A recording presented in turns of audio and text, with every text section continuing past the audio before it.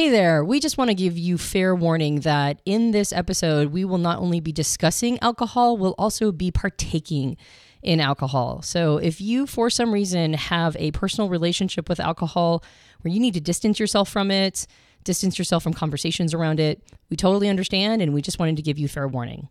Okay, now back to the show.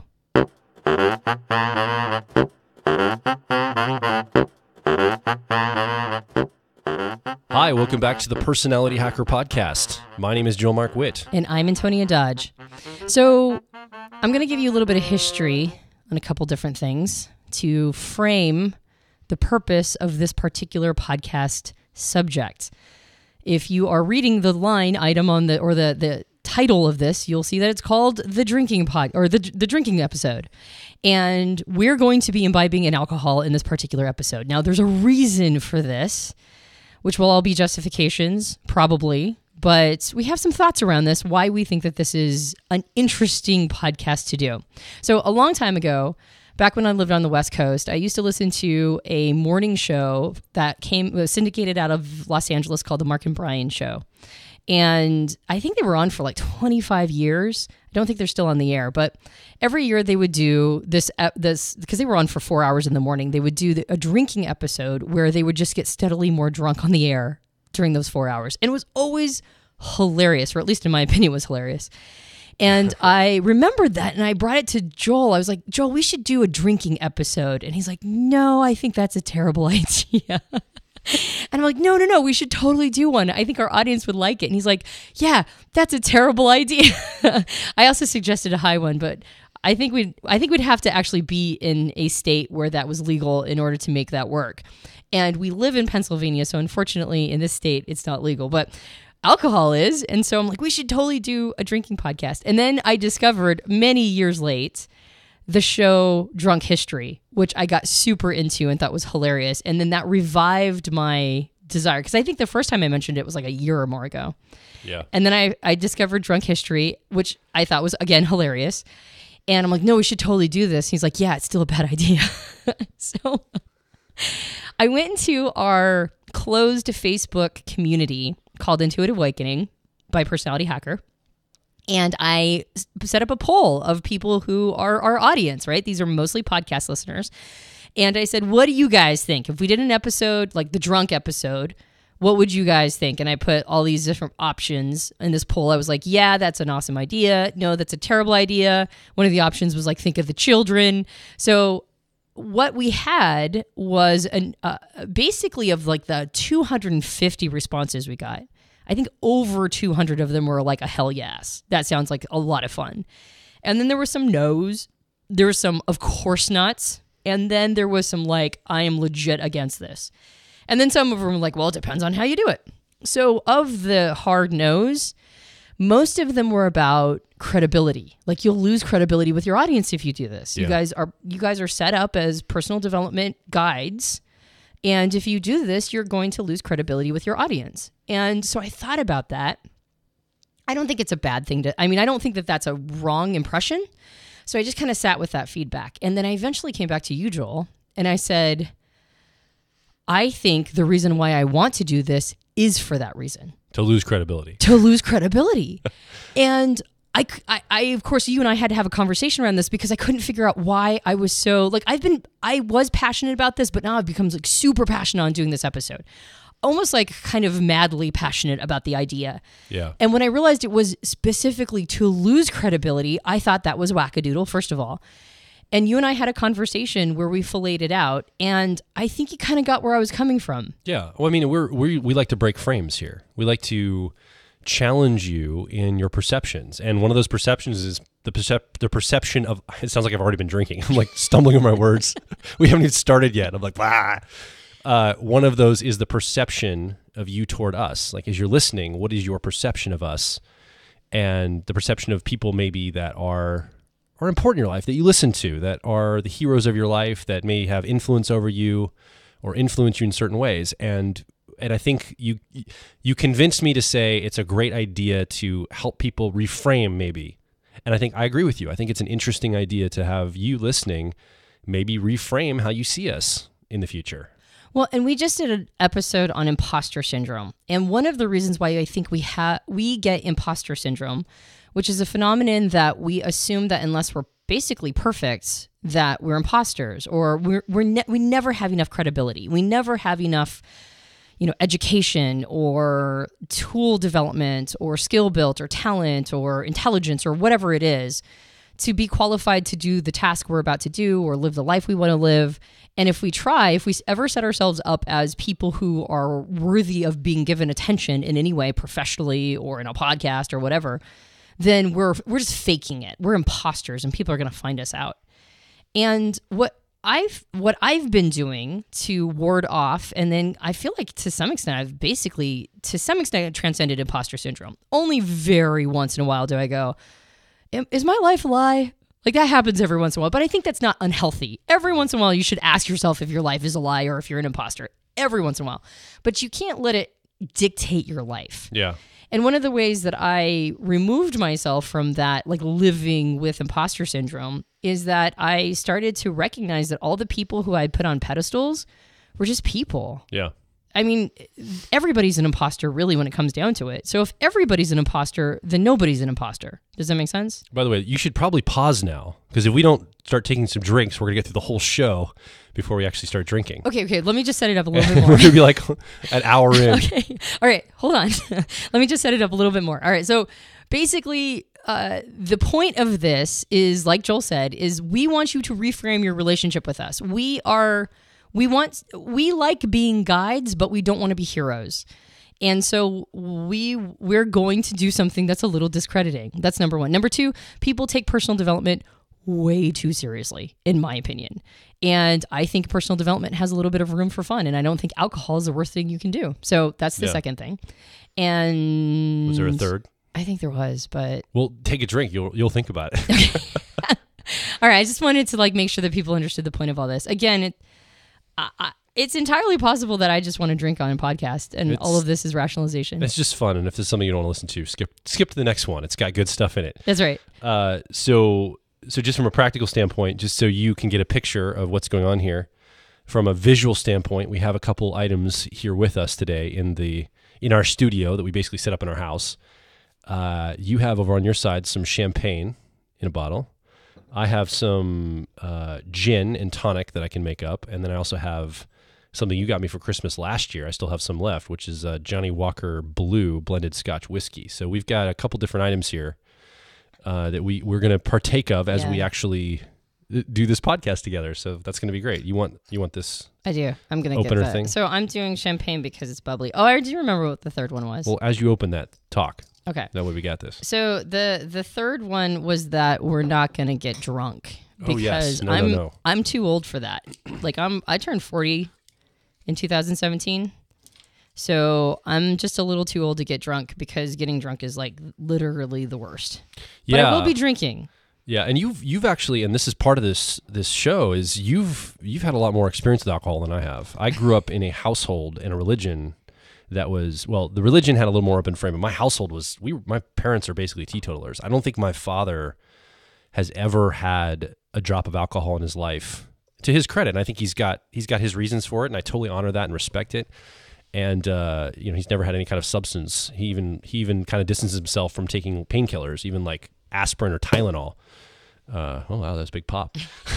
What, is it too close to the? Was it too close? No, it wasn't that loud. Okay.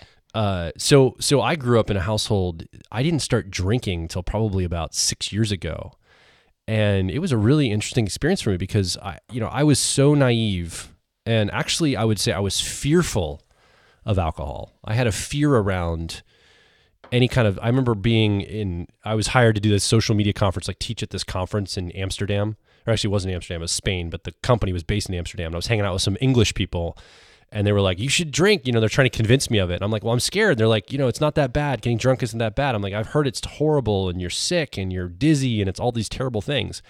And through accidentally finding out later on as I started drinking, I found out they were right about all that. Or I was right about all that. It is pretty terrible and dizzy and puking, and it's just a horrible experience. Yeah, but you basically had the alcohol version of Reefer Madness dumped in your head. Pretty much. Not quite that bad. Pretty much. I never thought it was something that was okay, and I was terrified of it.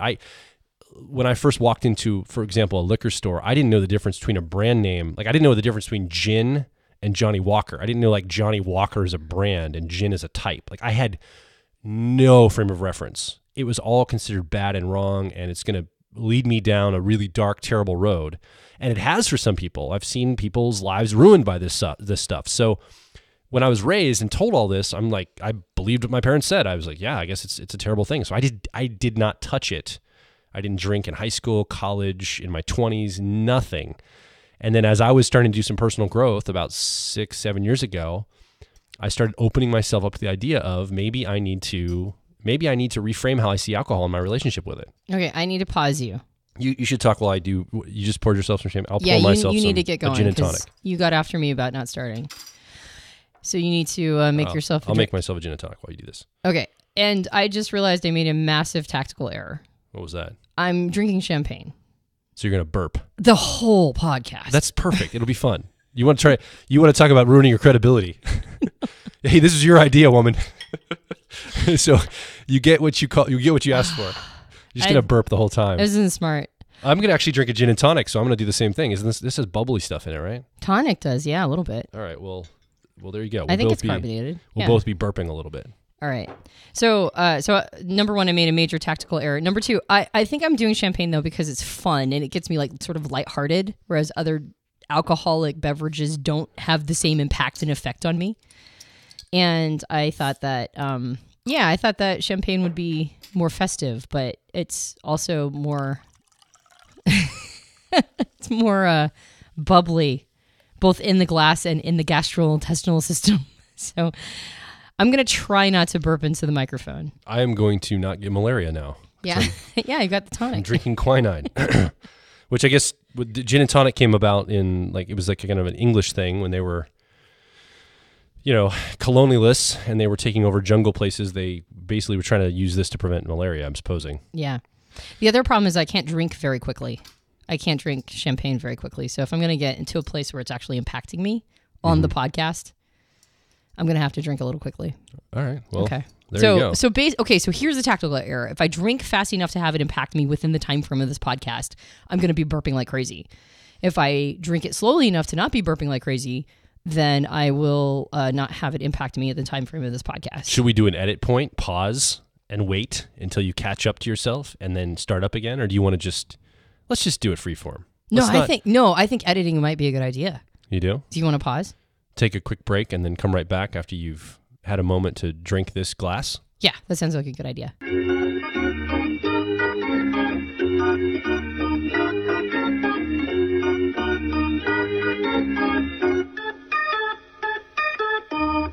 Okay, we're back. We took like a 3-minute break. I didn't realize what you needed, Antonia. You just basically were saying you didn't want to burp as you were drinking the first half of a glass. Yeah. It's pretty immediate for you.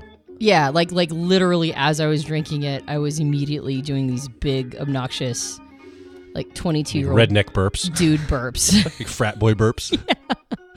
Yeah. And as much as I'd love to discredit myself through drinking, I don't know if I want to be so discrediting that you're just hearing me do these horrific burps. Although that might happen too. Yeah. Well, just turn away from the mic and cover your mouth. Okay. And it'll be fine. Yeah. Everyone's going to forgive you. Okay. It's going to be great. But 1 or 2 is okay, but not 5 in a row. Sure. Yeah. So it's probably good that we paused. Okay. All right. So back to the story. What are we talking about now? Yeah. Well, no, back to the story. Oh, yes. You were talking about how drinking for you actually represented some personal development, which is an interesting concept. Yeah. It helped me reframe. It helped me reframe some of the things I believed without questioning. In other words, and back we did a podcast on psychedelics and drug use. And I realized that, for example, with alcohol or cannabis, marijuana, people talk about it as a gateway toward harder things. And sometimes that can be.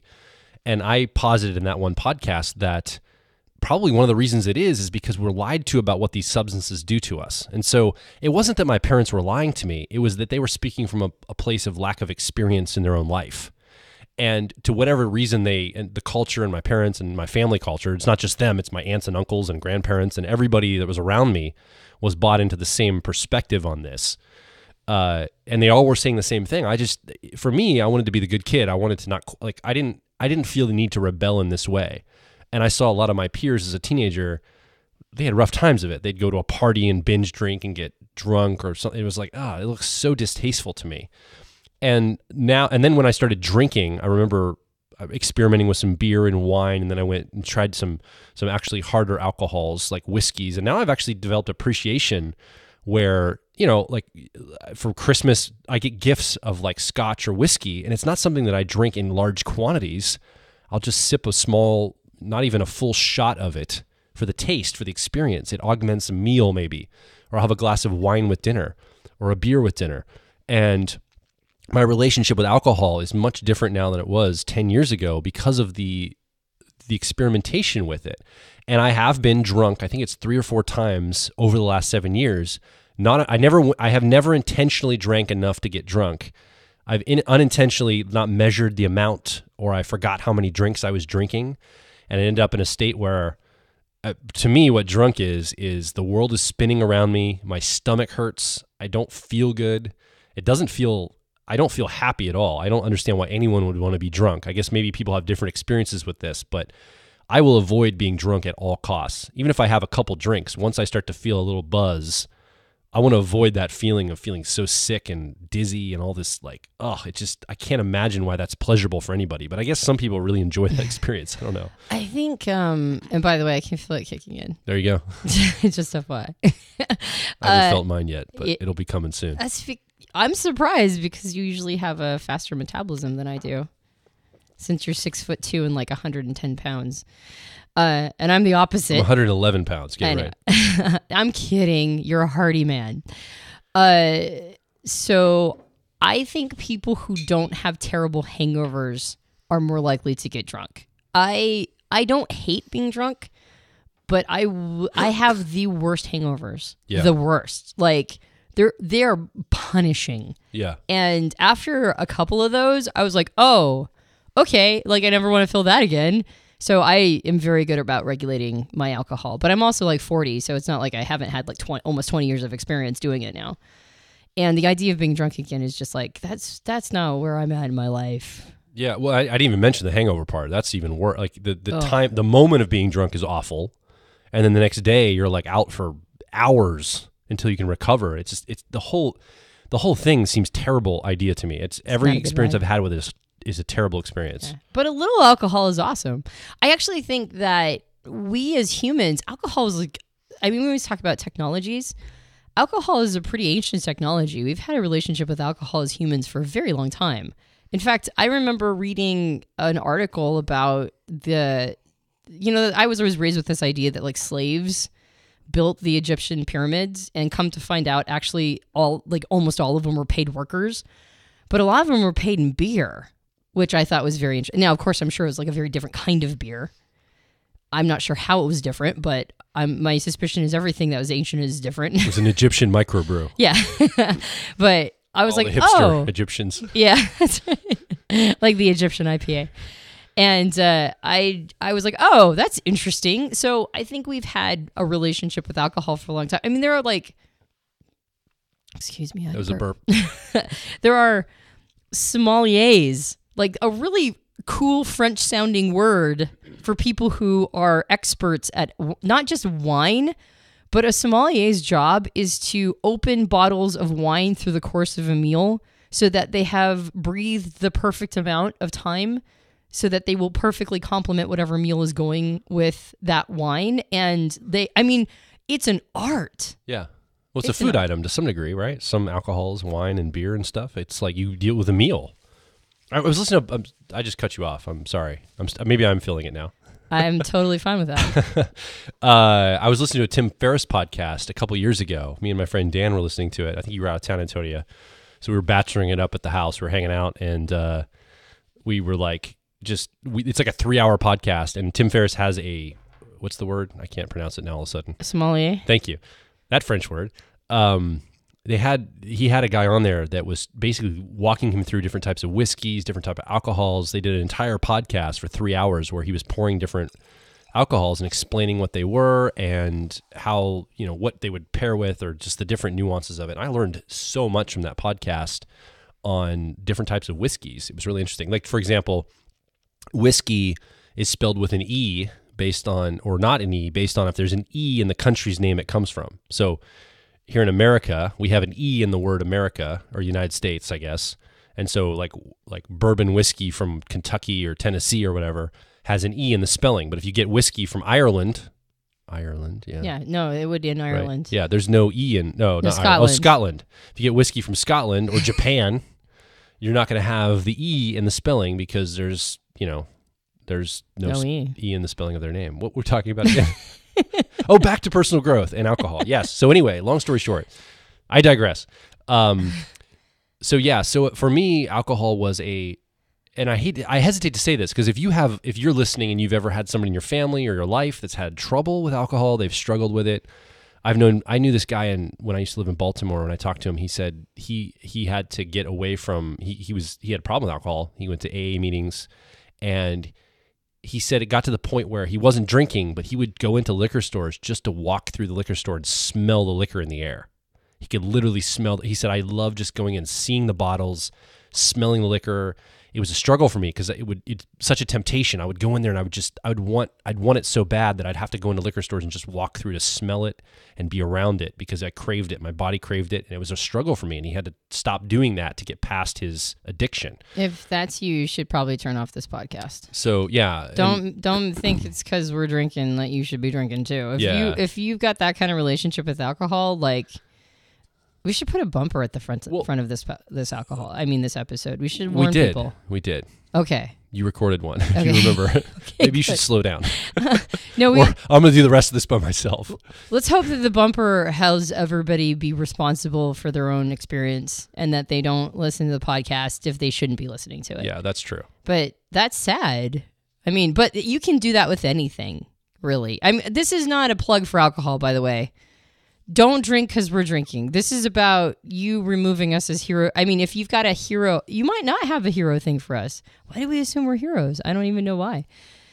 But if you listen to podcasts like ours, including ours and other people's, and everybody seems to be sort of this paragon of cool or advanced or whatever, like the point of this is so that you stop thinking we're that cool. I think the reason why you're talking about that hero idea, it's not, I don't assume that you listening right now see us as heroes personally. I think it's a bigger frame than that. There's people in your life, whether it's, I don't care who it is, there's somebody in your life that you look up to. It might be somebody distant from you, an author, a personal growth, teacher, somebody, maybe a pastor in your life or somebody in a higher position of authority that you see, whoever that person is. We all have people we look up to. And often they have a lot of persuasion or impact on our lives. They have the ability to persuade us towards something, and we really honor what they say. And it's been interesting in our experience, Antonia, when we talk about things, we realize that people sometimes, based on what we say, will alter the course of their lives. They'll make decisions based on things we say. And that creates an element of a lot of responsibility with how we show up. And I think one of the reasons you wanted to do this podcast, like you said at the very beginning, is it's not that you don't want people to maybe adjust their lives to things we say. It's that don't overvalue that. Just realize that we are also human like you. We maybe figured something out you haven't figured out, but you've probably figured out stuff that we haven't figured out. We can co-learn together. And it creates, when you're broadcasting like this in a podcast fashion, it's weird to us still. We're starting to get better at this. When we go to a meetup, for example, a live meetup, and people come out to meet us, some people drive 7 or 8 hours sometimes to meetups to come and meet us. And it's so exciting. I'm so excited when someone comes from that distance or even locally to a meetup to meet us and hang out with the community that we developed and that we gather together. And we're learning that, what was I saying? There was a reason I was saying that, dang it.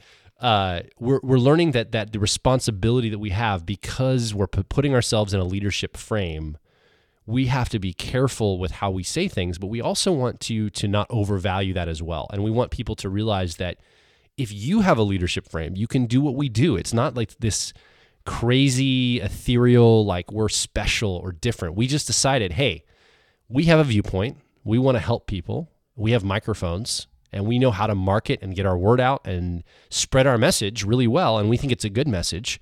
And so we're doing it, but it doesn't mean that you can't as well. It doesn't mean that you have to look to people, other people than yourself, to set the frame for what you're going to do in life. Yeah, you're super cogent. Am I? Yeah, you need to drink more. One of us has to be. Really? Maybe not. That's not the point of this podcast, Joel. I suppose. All right, Is this- I'll take another drink. Is this your play for credibility? Is this how you're going to be like, I'm better than Antonia? No. All right. So from a scale from 1 to 10. I'm kidding, by the way. From a scale from 1 to 10, 10 being like you're going to be sick and you're drunk. AKA shit-faced. And zero, you're like completely sober and you're alert. Where are you right now? I'm probably a 3 or 4. I'm like moving into 6 territory. Okay. And at what point will it become where it's gonna be an issue where you're gonna start not feeling well? 8's my cutoff. Okay. 7.5. So then you might want to slow down on that glass you have there. I'm slowing down. I'm encouraging you to speed up. All right, I'll speed up then. So you start drinking and I'll start talking. Let's see how cogent I can be with. But I have control issues. I can't let go. That's another reason. Publicly publish your letting go of control things. You know what it is for me right now is I'm not with you. So I can't gauge your response. I can't tell if you're upset. I have it, like I'm going to keep drinking. I'm going to finish this gin and tonic. Okay. And then I'm going to pour myself some Johnny Walker Blue in a minute. But I just want to say that I think the reason is I don't have a problem letting loose when I can calibrate to the person that's with me. But I don't know what your experience is of me right now as you're listening. So I'm like, oh no, are they judging me?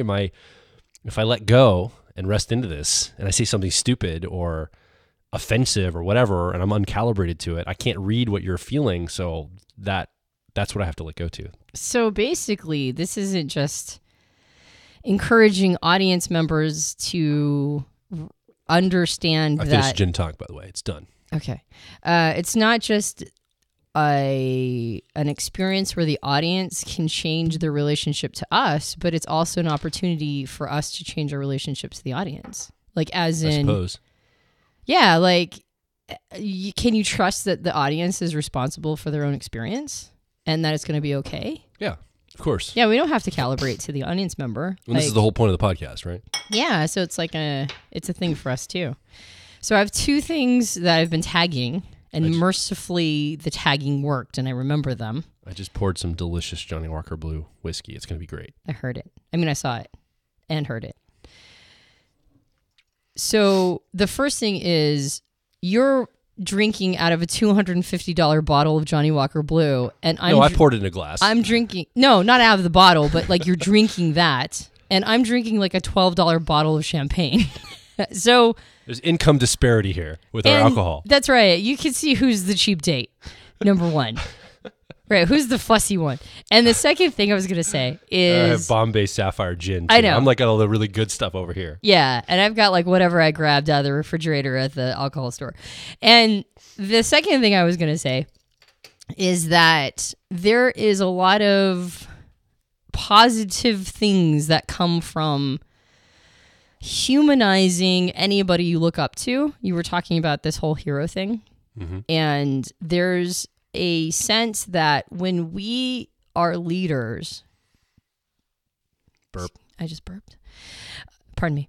When we're... Oh, I had a burrito earlier. This is not a good combination. All right. So when we are running down a road... the road of personal development, and we're following people who are like a step or two ahead of us. And that's usually who we follow, right? We're not going to follow people who are like way ahead of us. We can't even see them. And we're going to follow people behind us because you don't follow people who are behind you. You follow people who are ahead of you. So, and here's the dealio when you're following people who are a little ahead of you is that when you humanize them, or if they go off the rails... right? Like all of a sudden they're like, oh, there's an interesting thing off the road. And they just like run off the road.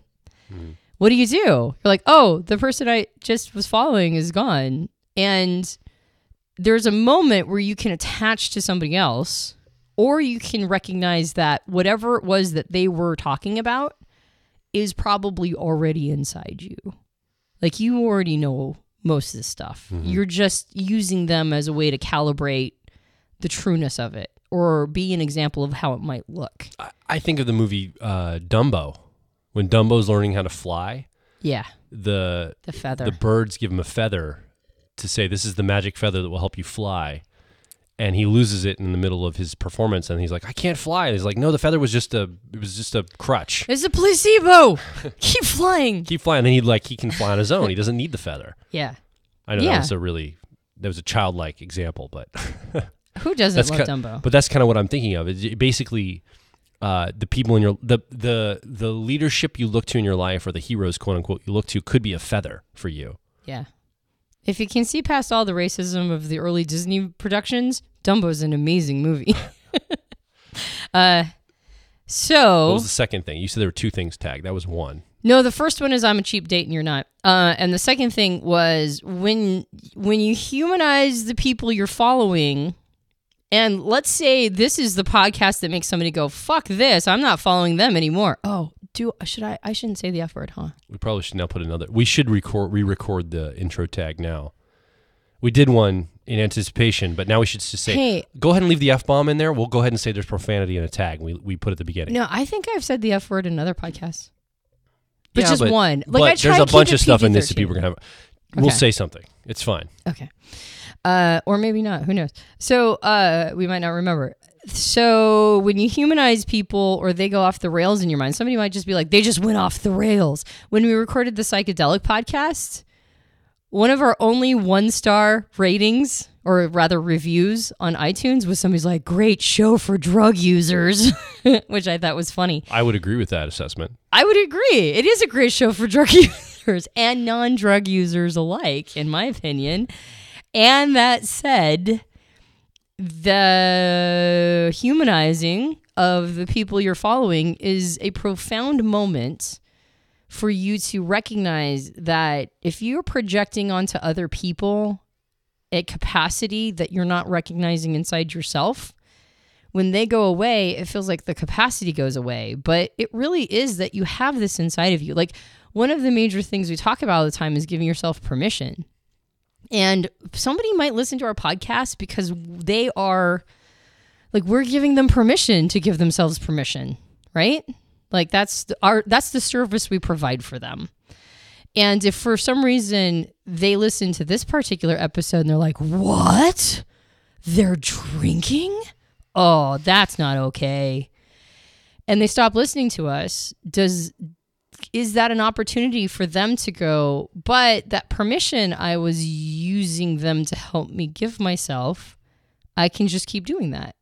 I can just keep giving myself permission for whatever it is, like, to live the life I want.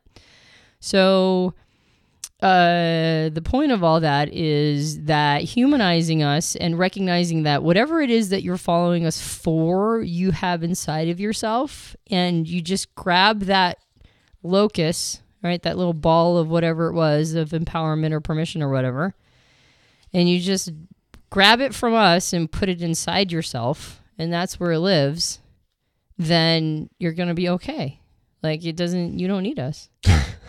But keep listening to the podcast because we have interesting things to say. We have an amazing year coming up of podcast topics. So don't judge it on this episode individually. This is a very specific episode we're doing for a specific reason. We started the year out with this. Hello, newbies. Cheers. It's okay. It's going to be fine. Go listen to the past 4 years. Because right. there were things in there that are probably... Wait, have we been doing this for 4 years or 3 years? January 2014, 15, 16, 17, 18. 4 years. Yeah. Yeah, that's a long time. For a podcast especially. For perceivers. And consistently. I'm impressed.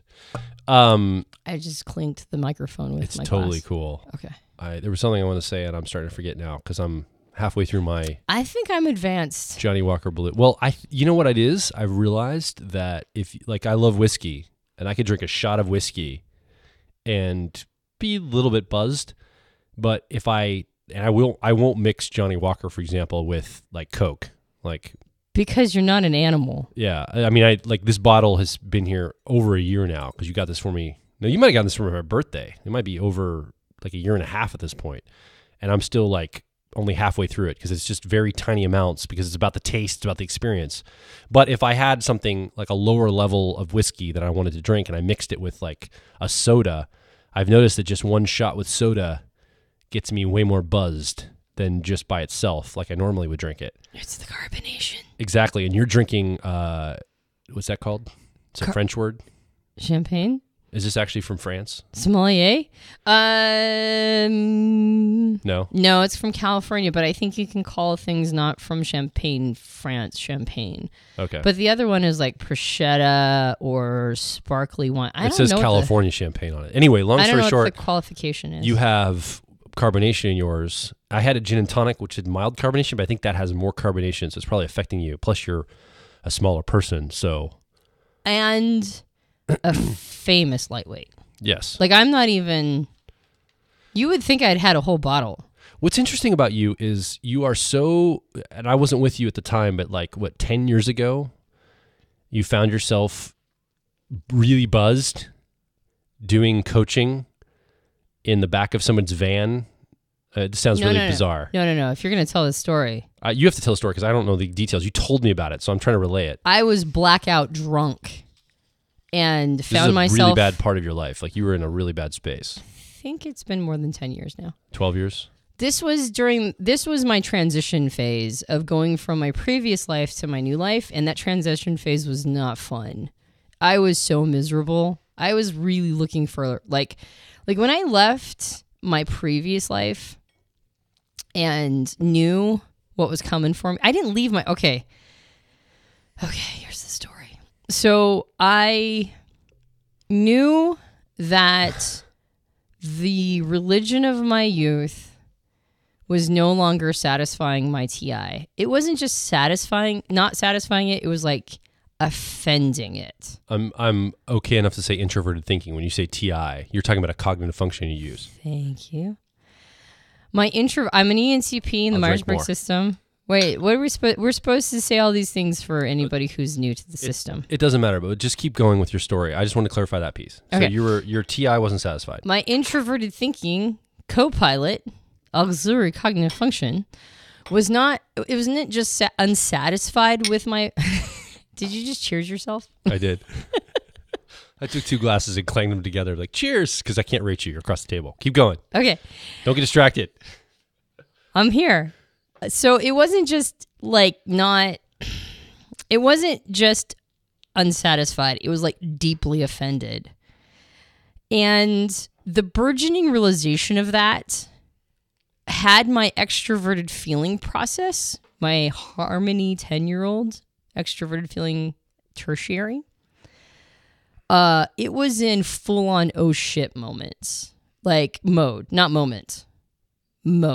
It was like, I'm legit gonna lose everybody and everything. And I think because I come from a religion that when you leave, you get shunned. Yeah. And that means nobody talks to you anymore. So all of the people I loved, I knew that in order to stay true to myself, I was going to lose them. And it took me about, I would say, it took, like the whole process took about 6 years. But towards the end, when my introverted thinking was basically like an insistent message in my head of, oh God, you have to leave. This is unsustainable. Like, you might want to be good for everybody else, quote unquote good, their definition, but you actually have to live with me constantly, like, banging on the door. So what's it gonna be? Like, how are you gonna shut out me and make peace with everybody else? And the answer was, at a certain point, like probably within, I'd say probably the year before I truly left, the answer was alcohol. I was like, oh, introverted thinking gets a lot quieter when I drink. So you used to anesthetize. I did. I anesthetized the voice. And what did that look like? You were getting drunk every night? You were drinking a lot? Like, no, unpack what that means to anesthetize with alcohol at that time. No, because I get so hungover. I think in order to be an alcoholic, you can't experience hangovers like I experience them.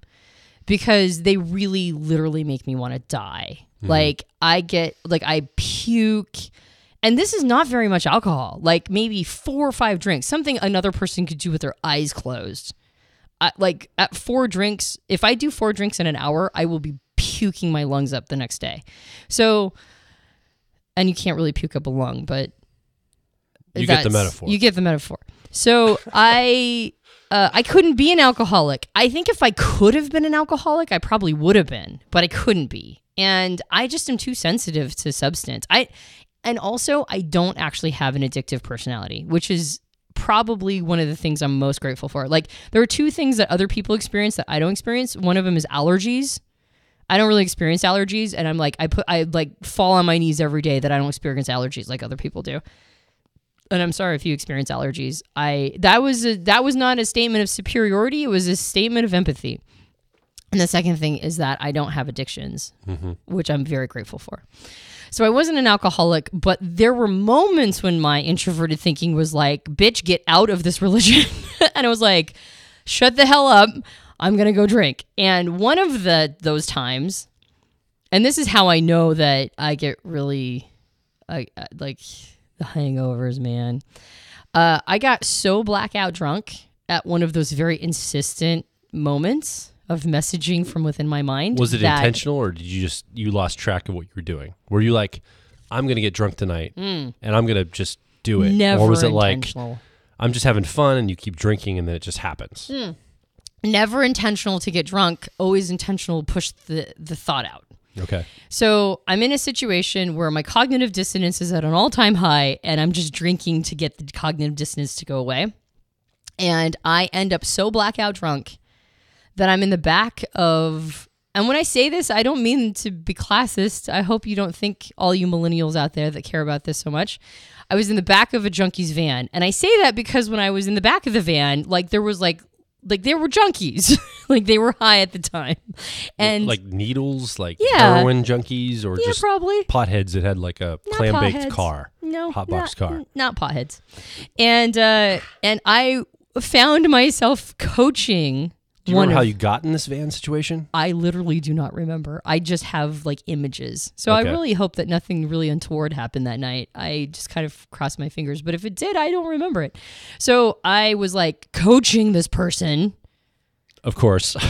Right? Because I'm a know-it-all teacher. I'm like in the worst position of my life. And somehow I'm like coaching somebody else as if I'm qualified. I can't help it. This is before I'm a coach, by the way. And then that's like an image in my head. And then the next thing I know, I'm like sick for 2 days. I was hungover for 2 full days. It was the worst. Why were we talking about this? I don't remember, but I do remember you saying, I remember the story, and I think I was just saying it's fascinating to me that even in a highly inebriated state, more than you are now, obviously, because we're just kind of in a buzzy state right now. What's crazy is I probably sound drunk, but I'm just buzzed. Like alcohol affects me so fast. I know. It's so hard. Like I can't have any more than what I have right now. You may not want to drink the rest of what you have there.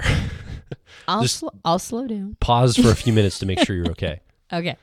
And part of it is just, it's not worth getting sick for this podcast. Like nothing is worth getting sick for. If you cross the threshold and you feel awful, that's what I'm kind of monitoring myself. I don't have very much left. I think I'm just going to polish off this a little bit and then I'm going to be done. But that means that what do you mean polish up? You drink a whole bottle? No, do not drink anymore. No, the glass, not the bottle. Okay. I would say there's half a bottle left. Please don't polish it off. Well, I was going to say I'm going to have to give this to somebody because champagne is no good later. So Or just don't, just, it's or fine. just call it quits. And the rest All of right. like the $4 represented in the rest of the bottle of champagne is going to be fine. What I like about this podcast is turning more into like a morning show than anything. I know. It's like, it's so liberating for us because we're always like trying to like talk in serious ways, and this is like just so much fun.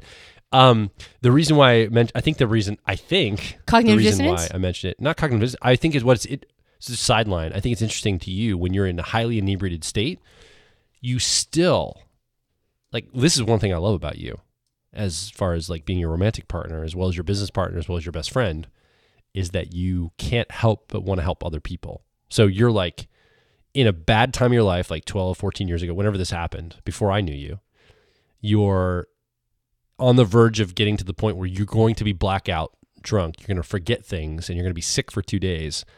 And somehow you find yourself in the back of a junkie's van and you can't help but try to coach that junkie on how to improve their life, how to get out of their circumstance. And you're not in any good state yourself. Like, you're in a bad physical state based on the substance you've used, and you're still interested in trying to help somebody else. And to me, when I look at that as my wife, as the person I'm in love with, I'm like, what an amazing, like, I don't think it's awesome that you were drinking to the effect of covering your, the bad stuff going on in your life, but it just shows somebody's character, in my mind, of how you are wired to want to help the fellow human being you're a part of in the moment so much that you just can't help but coach somebody. And I'm sure there's some know-it-all teacher element in there, but ultimately I see it as a underpinning of you as a good-natured person. So I just wanted to say that to you. I appreciate you taking that perspective, because I think an equally valid perspective is that I have a hero complex. Possibly. And at the time I was in the drama triangle, and I didn't want to see myself as either a victim or a villain, so I ran over him and was hero, but I like your interpretation better. So I'll see myself as an amazing human being that even when I'm dumbass drunk, I still want to help humankind, as opposed to know-it-all teacher, have to always be in coach role. But I mean, it's like our true selves come through in no matter what. Is I guess what I'm trying to say. I think to some extent. I also think that alcohol legit changes our chemistry, so we can become better people. We can become a more exaggerated version of whoever we are, whether that's better or worse. Or we could actually just change. It could become a Dr. Jekyll and Mr. Hyde situation where we aren't who we are on alcohol and it changes us. But I don't think that usually happens when there's a moderate amount. If you drink in moderation, and I think you're supposed to do a glass of wine a night at the most, then it should be okay. But yeah. We started off. The only reason I knew this guy, I wrote notes in case I got a little buzz during this show. You bringing a pad and a pen was helpful. Was a brilliant idea. I did not make that choice. It's good because we get more good stuff out of you that way. Okay. So I have a note here that we started off. I think one of us mentioned, I don't know because I didn't write the name next to it, but I have a little note on my notepad that we talked about personal growth I just have personal growth, lack of humor written here. Yeah, right? So when did personal growth become so humorless? And that's something that I've run in personal growth circles for 10 years now. And I've noticed that it seems like the higher minded someone gets, the less likely they are to laugh. And I don't, I'm not as cogent as I want to be right now to get this thought out. But basically the idea is that it feels like if you're serious about personal growth, I think people perceive humor as a low-level way of dealing with pain and trauma. I have the perspective. I agree with Carol Burnett, who said that I think I'm paraphrasing, but all humor is rooted in pain. I know you don't agree with that, Antonia, but I agree with Carol Burnett that all humor is rooted in pain. Humor is a way for us to deal with pain or truth that we don't want to see. So somebody like a John Oliver, for example, on his show, Last Week Tonight with John Oliver on HBO, he has a lot of humor, but he's basically becoming a kind of a court jester of sorts to try to point out truths that we can't see about ourselves as people through the mechanism of humor. So I see humor as a way to either deal with pain or deal with truths that we don't want to have to deal with. And I think that some people in personal growth see humor. Maybe we could do a whole podcast on this someday when we're not drinking.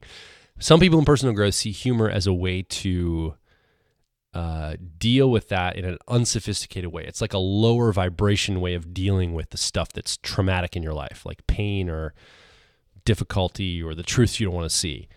And so what I've noticed is when people get into personal development, when they start to really take it serious, I've noticed the humor declines. They start to get very serious about things in life. Humor is not something they're focused on. And I think I'm more attracted to people that are into personal growth. Personally, this is my perspective. If they can not take themselves so seriously in the midst of it, they can also have fun and still joke and banter and do all the things that are fun and still be part of growth. I tend to resonate with people like that more. And I don't know if that's been your experience or not, Antonia, but that's definitely my experience in that I don't, it's hard for me to understand. I don't want to lose the sense of fun. And yet I know that humor sometimes can be biting, or it can really cut through somebody. So it's not something to make fun of someone else, but it's definitely a mechanism to, you know what it is? It's probably, I bet the more I'm thinking about this, I bet there's like levels, like humor is like lower, and I bet fun and connectiveness is higher than humor. I bet fun replaces it if you can. I don't know. Maybe I disagree that humor is low. Really? I think that... Of course you do. Yeah.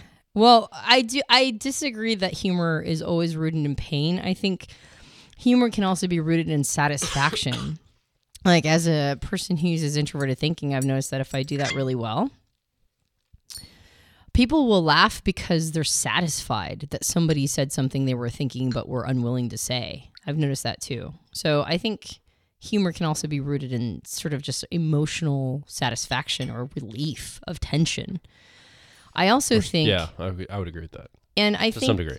I think that, like, this idea of having to get super serious about your personal development, it's a religious perspective. Not religious, as in, like, religion, but I mean, like, spirit of radical honesty, I don't see religion as the only religion. I see almost everything as a religion.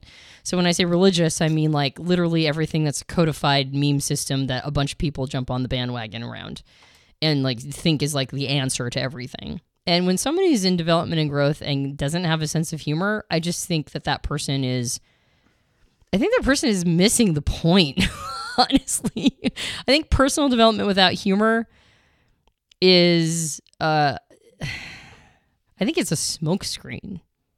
When you take yourself and everything else so seriously, somebody was recently telling me that humor might actually be one of our most ancient emotions. Like all mammals laugh. All mammals laugh. So not just humans, but like laughter is an ancient technology. Terror seems more ancient than that. Yeah, right? Fear, terror. I would think that terror would be more ancient than humor. Humor requires resource. You need to know it's okay before you can laugh. There's a certain amount of abundance of emotion that needs to be there. I would agree. But I would buy that it's old. Not the oldest, but I would buy that it's a pretty old emotional experience. And if you deny yourself laughter and humor, not fun. Fun is different. Fun is different than funny. But if you deny it from yourself, I think you're protecting something. I think when people are humorless about their personal development, that's actually a symbol that they're protecting something that they don't want touched. And it should be a big fat arrow towards something. It's like, what are you protecting? Like, why can't you laugh? I don't know. Maybe there are certain mechanisms that just some people aren't born with. And if you are born without the ability to laugh, some people are born, asexual without the desire to have sex. And that just happens. And it's not like those people are like less than or bad, but it is just how they're wired. It's just how they're wired, but it is rare. It's a rare experience because most of us want to have sex, right? It's like hardwired for most of humanity. It doesn't mean you're bad or wrong. But if you're wired to laugh and you're not allowing yourself to, that's a red flag. If you're not wired to laugh, I'm sorry, but I guess it's just something that happens. But anyway, something you said, I've had something anchored for a really long time. I'm trying to remember what it is. When I anchor a thought, I cross my fingers to remember later. It's a heuristic. No, not a heuristic. It's a mnemonic. And there's like hand signals we'll give each other on this podcast, just for you listening to kind of know what it looks like behind the scenes. Yeah, but we'll like cross our fingers and hold our hand up, and that means, hey, I got a point to say to the other side of. I do this when even not in a podcast, though. Just when I'm in a conversation with somebody and I want to remember a thought, I'll just cross my fingers. And you usually associate a word. Like if you want to talk about lack of humor and personal growth, you would say humor, cross your fingers, and the word humor is attached to you crossing your fingers, and then it's almost like when it comes time to talk, then you're like, okay, I've got it tagged. I want to talk about something around humor, and it triggers the whole thing. And that usually works out for me, but not right now. It's not working out. So why did I have my fingers crossed is the question. I don't remember. So we talked about, again, I've got like my little notebook because I knew it would be a little buzz. You're so smart. This is the only way I'd be able to manage it. So I've got a note that says killing heroes, and then I've got personal growth, lack of humor. Those are the 2 notes I have on it so far. So yeah, I just think that humor is super important. I enjoy Mystery Science Theater 3000 and old Monty Python. And yeah, I don't think that's what I was tagging. But those are my long walks on the beach. All right, nights by the fire. So this is drinking podcast. I'm hoping the expectations are low. Have we gone a really long time? I don't know. I have no idea. Should we just end it because we've been talking for a super long time? Maybe. We have probably, I'm looking at the actual time, which I don't remember when we started because I can't remember that now. But I do know that at a certain point, we have to finish because we got to go somewhere. Well, we don't have to go anywhere right this second. Well, another friend of ours, I've already asked to drive us there, is going to drive us there. We have a social is that what's happening? Yeah. Oh, our babysitting is ending. Babysitting's ending, and then we got to go somewhere, and we have to do some things. This is very specific. In probably about 10 minutes, I think. Hey, guys, we got to go. We got some things we got to do.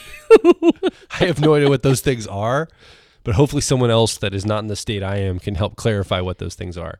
Okay, so 1 to 10, I'm probably at like a 6 or 7 right now. I'm at 7.5 or 8. I'm at my cutoff limit. So do you want to drink the rest of that cup, or do you want to just... Do I want to? I mean, should you drink the rest of that? Those are 2 different concepts. All right.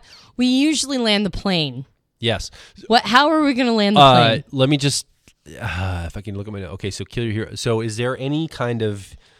wrap up we want to do to this conversation? Have we successfully destroyed our credibility is the question. I don't know. Maybe. Possibly. Okay, so is there let any me see if I point can get you some really final wanted thoughts. to make that you were like, I got to make this point in this podcast, and if at all costs, even if you've already made the point, you can make it again just so you make sure you cover it. The point I think I have is that as far as like, so the one thing it's hard. Whew. All right.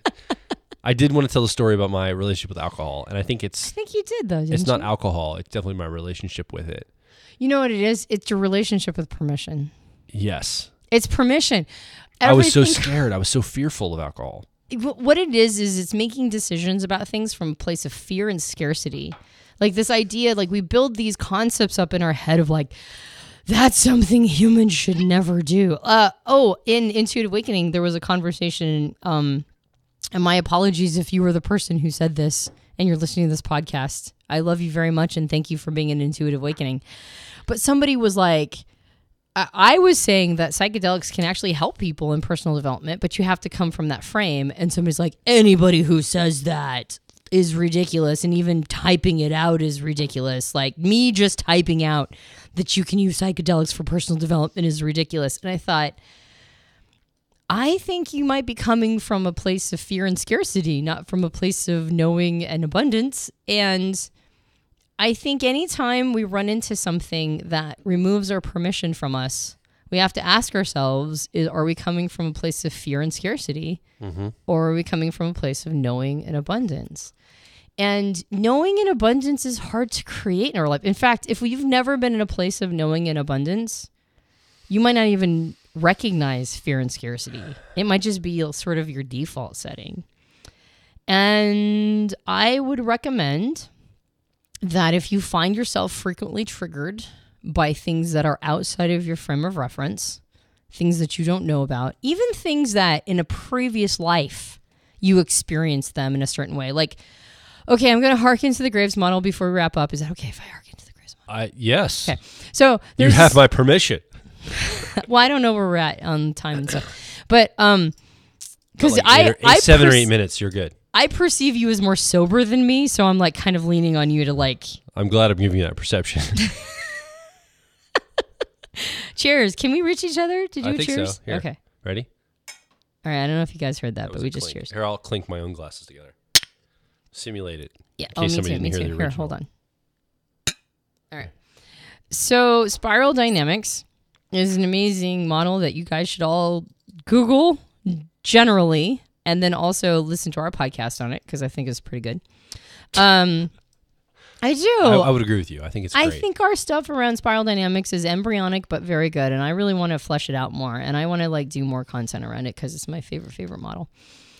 And that idea of I did drugs and it was bad, so drugs are bad, is a very Graves 3 or Spiral Dynamics Red perspective, where when you're in a time period that's called the warlord time period in your life, you will do a bunch of shit without thinking about it and without thinking of future consequences. When you get to 4, also known as blue, you get conservative, you tidy that up, you make it so that you don't do that kind of stuff because you don't want to be that person anymore. And then it just sounds ridiculous that anybody would ever do that, right? Like it's just, like the person said, even typing it out sounds ridiculous. But then as you keep going up the spiral, and I know the word up makes it sound elitist, but you go up the spiral. That's how it works. And when you get to green, 6, Grave 6, Spiral Dynamics green. It'd be like saying an adult is elitist. They just happen to be older than a child. They have a different perspective. Or more territory. At 40, yeah, I'm older and more mature than somebody at 20. It doesn't mean you're better than. I'm not better than that more person. Perspective. I'm just in a different place in my life. When you get to green, 6, you start opening yourself up to these concepts and you realize that technologies that are useful have been horrifically abused at earlier levels. And one of those is psychedelics.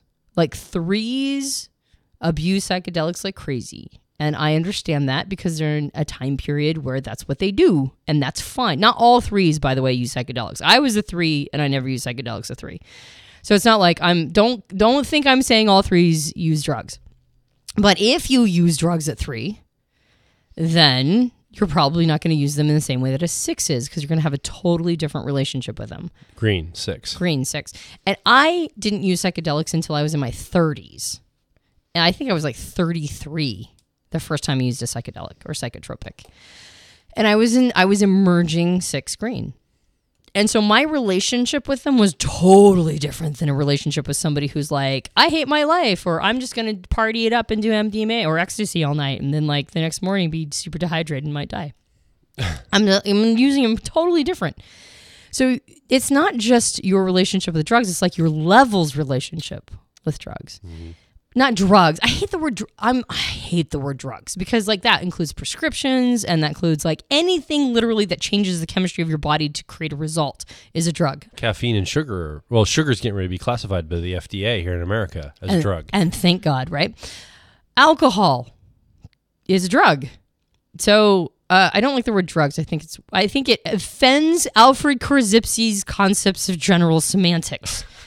I think that psychedelics are totally different depending upon your relationship with yourself, your relationship with where you're at in your level of development, and your relationship with the substances that you're taking themselves. I have no memory of why I was going down this road. Can you help me out? I don't remember. Okay. I'm just going to keep going. Maybe I'll figure it out. Pretend like you know what you're going to talk about. Okay. So... yeah. Anyway, so okay. So anyway, I do things that other people think are heinous and horrible, and I don't think they're heinous and horrible because of where I'm at in my life. I'm not sure if that was my point, but that's how I'm going to end it. I don't remember what the hell I was talking about. Here's the problem with perceivers. This is how we do our podcast. We have a general concept. When we sit down, we look at each other and go, what's our magnet in the middle of the field? Magnet in the middle of the field is code for, like, what are we navigating toward? What is the final thought or concept that we're navigating toward? Like the principle of it. Yeah, what's the principle of everything? And so that's how, and then it's kind of like we're like jazz, right? We just like start talking, and he and I play off of each other, and we think different concepts. And by the way, somebody in Intuitive Awakening was like, what do extroverted intuition conversations look like? Because I'm an INJ and I know what introverted intuition conversations look like. So what do extroverted intuition conversations look like? And somebody goes, if you want to know, listen to the Personality Hacker podcast. And that, I thought, I was really happy that somebody said that, honestly, because it's true. Like we riff off of each other, and then we we kind of give each other like, we never actually wink, but we just kind of give each other sort of we've done this long enough, we give each other a feel that it's time to land the plane. And then we'll like navigate to the magnet in the middle of the field. But you have to be sober to do that. So we didn't actually write down like any sort of outline. I wrote a couple things down, but they weren't outlines. They were as they emerged. Right. Yeah, and it's interesting to think that like, man, this is hard to keep my brain. That was steady. a really good start to a sentence. It's interesting to think. that. dot. Oh, the extrovert intuition, like it probably sounds like we have all this mapped out, like we've thought it through. I don't think the judges think that. They're like, stay on point, stay on point. like Nia, our new COO, he's like, you guys need to tighten up your podcast, be more organized, be more logical, be more sequenced. Have an outline. He's an ENTJ, so he's like, have an outline, and we're like, I almost think like an outline might make it worse because we would then feel obligated to hit all these points, and we'd feel stiff and yet contextually it might be appropriate. Maybe we should have had one for this one. Possibly. What was I? Why would I say that? What did I really forgot what I was saying. You said what's interesting is ... Can you give me more than what's interesting? What was I actually saying? Have we been doing this podcast for a really long time? I have no we should idea. Just end it. No. Okay. Oh, what was interesting? Oh, the extrovert intuition. That's what it was. What's interesting about it is we do like I think we're actually better at just kind of saying how we're going to start it out. We usually start out with kind of a starting point, either a story or kind of a little like framework.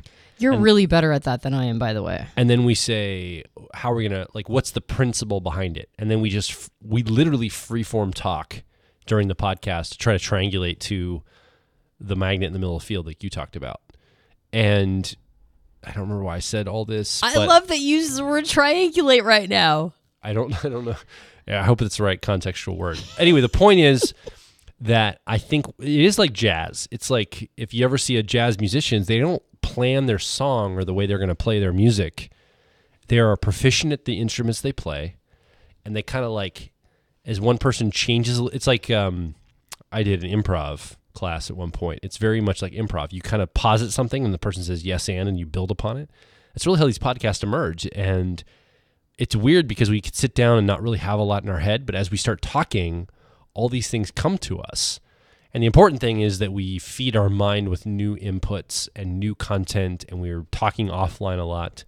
In fact, late at night, we'll often kick on my little iPhone recorder, and we'll talk into the iPhone recorder about ideas around personality type, around personal growth, around ahas we have. And some of those end up being, those end up being podcast fodder, like starting points for podcasts. Yeah. And not everybody is wired this way, but you're right. It is an extroverted intuition way of going about things, I think. Well, I think it's helpful that we both have a background in public speaking. Yeah. It makes me nervous, by the way. Like, really? I'm still, to this day, 4 years in, I'm always nervous. Like, are we going to have enough to say? Are we going to say anything articulate? Are we going to help people? Like, I still always question, like, is this, like, how we show up? We haven't really thought about it ahead of time or created an outline. We just start talking. But I think this is a perceiver thing, especially extroverted intuition perceiver thing, is that as long as you're feeding the inputs, as long as you keep reading and putting data in, when you sit down to output and you're helping refine it and you're doing it in a proactive, really like you're trying to be as helpful as you can. Oh, man, am I buzzed.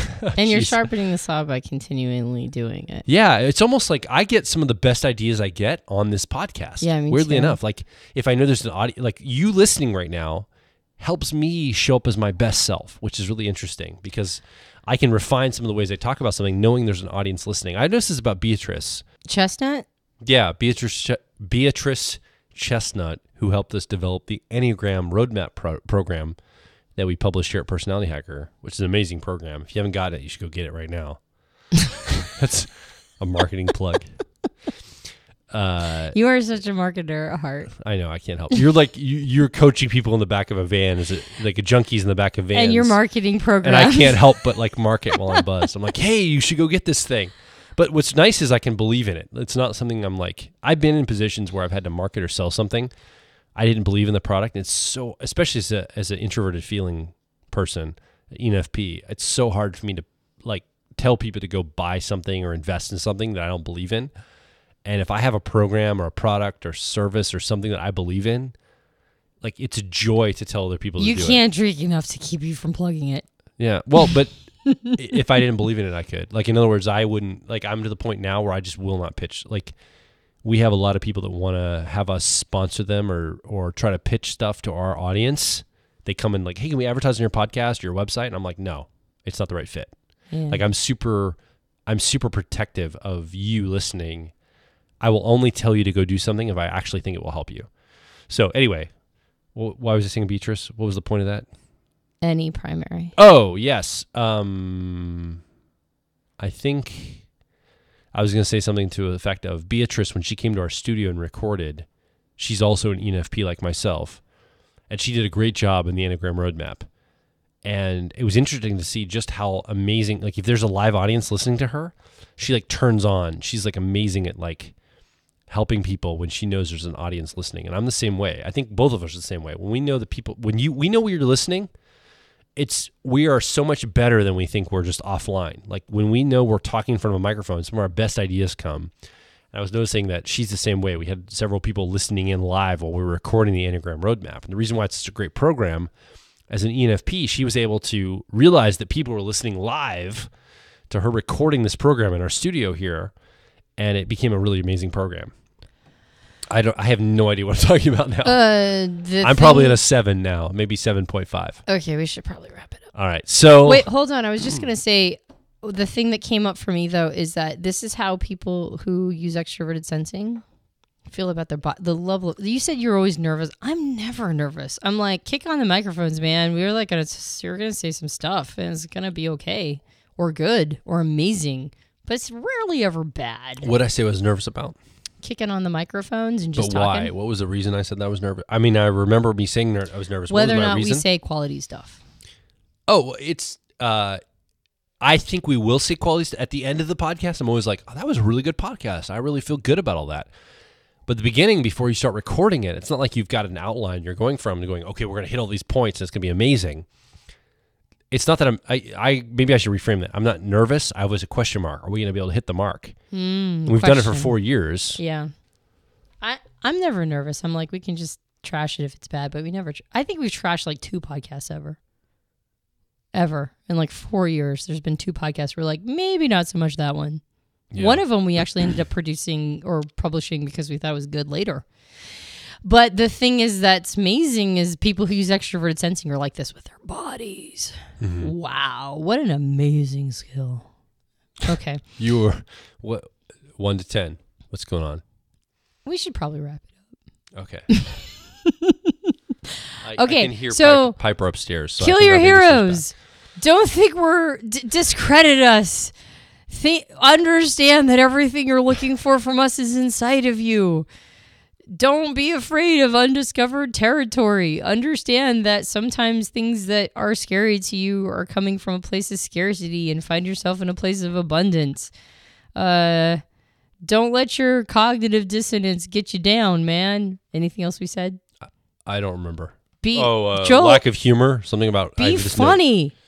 Go watch not the new Mystery Science Theater 3000. I guess they found their tone at the end of it, but at the end of the first season on Netflix of the MST3K. I guess I'll go give it a shot. But the old one's amazing. And then be funny. Don't take yourself too seriously unless you're somehow lacking that wiring, and then it's okay. And I'll just say if you listen to this podcast of us drinking and you're going to go because of it, goodbye, Godspeed. We loved you while you were here. Don't drink if it's not good for you. Yeah, and find what works for you. Like do what works for you, and we loved you while you were here, and Godspeed on your journey into the future. Do you think we could do the outro from just sheer unadulterated having done it for 4 years? I think so. Okay, let's try it. So let me see. If you would like to have your voice heard and you would like to come and give a comment or ask a question, you're like laughing. You could do that over at personalityhacker.com. You can leave a question or ask a comment. Did I say that right? Did I say leave a question or ask a comment? Ask a question or leave a comment directly below this podcast at personalityhacker.com or and we would love you to come and join the community of like minds over at facebook.com/personality hacker. Is that the name of our business? Yes. Yes. Twitter. And that's it. No, that's Twitter. Just You guys forward talk slash. about. I always thought there was like a dot something after. I was like thinking .com/personality hacker. There's a dot after that, right? No, it's just facebook.com/personality hacker or twitter.com/personality hack HACK, which is all they would let us fit into the Twitter handle for some God knows what reason that you can't put hacker all the way through. So it's just hack, personality hack on Twitter, which is an amazing tool that seems to not, whatever. Go ahead. Okay. All right. It's my turn. Okay. See if you can do yours. Okay. All right. I did pretty good, damn it. You did really good. I'm very proud of you. Okay. If you enjoyed this podcast, you can subscribe to us on iTunes and various Android platforms. You did so much better than I did. And if you're feeling, I do this different every time, so I've kind of screwed myself over. Let's do the thing I usually say. If you're feeling particularly magnanimous and are in an inebriated or sober state, but feeling really giving, you can leave a rating and review on iTunes. It helps us out a lot. or you can leave a rating or review on the Android platform that you choose. You can do that, but I don't know if it... I don't know. However, Like, does anybody question that iTunes has just like dominated everything with the podcasting? Well, thing? we are starting to release this podcast on YouTube, for example. Hey, we should say that in our wrap up. We started a new YouTube channel called Personality Hacker Podcast, and so our old podcasts are being uploaded to YouTube. YouTube.com/personality hacker podcast. All one word. Which, of course, the YouTube comments are incredibly high quality, as you can imagine. It's like somebody was like, I like the content, but the woman, I think that one's me, sounds like she's clearing out a week's worth of saliva every time she talks. Like, what? And now I'm all I like to pretend I'm self-conscious about it, but the truth is, hey, you, how's that? How's that for a week full of saliva? I wrote a comment back. The saliva is where I gain all my power. So we got through all this. I think we got everything down. Are we done? Hold on. Can we mic drop? Okay, I said something about social media. About I did Facebook, my thing. Twitter. You said something about leaving comments and reviews. And I'm just imagining now like a 1-star rating on iTunes. Like, great podcast for for drug alcoholics. people, alcoholics or drug people, like the drug users. All right, let's wrap it up. Hey, All right, let's get going. Yeah. So anyway, this is gonna be like a 2-hour podcast. I have no idea because we're spending like 45 minutes on the outro. So I think at this point I say, my name is Joe Mark Witt, and I'm Antonia Dodge. Okay, no. Okay, stop. Say it normal. Don't I'll say it normal. That sounds so like wow. Contrived. That was like drunk person contrived. Okay, well, let's try it again. Like Hold trying on. to Stop. be funny or something. I'm Joe Mark Witt. And I'm Antonia Dodge. And we'll talk with you on the next Personality Hacker podcast. That's how I normally say it, right? That's how to outro it. I'd say... Don't talk anymore. Stop talking. Oh, wait, you want this to be real? Yeah. Okay, hold on. My name is Joe Mark Witt. And I'm Antonia Dodge. And we'll talk with you on the next sober Personality Hacker podcast. Bye.